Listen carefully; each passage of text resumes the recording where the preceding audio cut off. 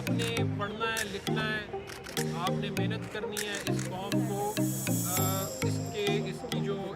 Growth ہے اس قوم کی، وہ آپ کے کندھوں پہ ہونی ہے۔ اگر آپ لوگ آج محنت نہیں کریں گے، آج آپ نہیں پڑھیں گے، کھیل تماشوں میں کھیلنا ایک صحت مند